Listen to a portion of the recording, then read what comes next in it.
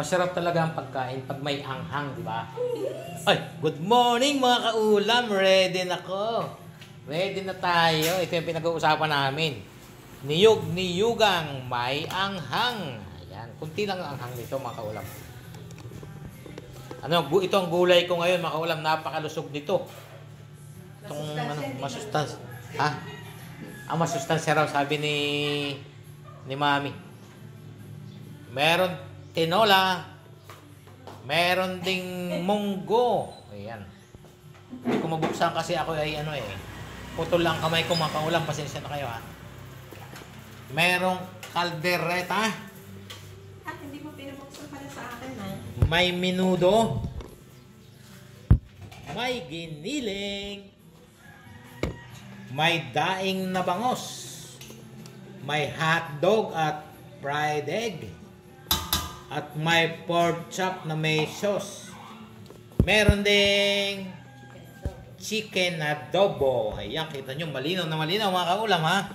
Punta na kayo dito, nakahayin na po nanay.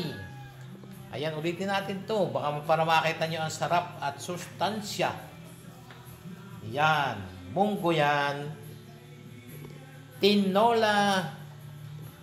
Niyog-niyugan. Ay, exotic. Bihirang maluto ito. Pinadala nung aking brother na from bundok. Ayan, 40 lang yan. Gulay na yun. Ay, sarap daw niya. Sabi ni chef. Talagang sinarapan niya. May tinola de sabaw. 50 lang. May munggo. 40 lang yung munggo natin ngayon. Kasi ginisa lang to, hindi ito nilaga. At ito mga kaulam. Itong kaldereta, 50.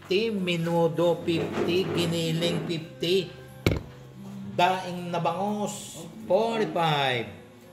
Ito ang fried egg, murang-mura lang, 15. Ang hotdog natin, 20 na lang para kay Boyet. At ang pork chop, 50 na lang kay Boyet.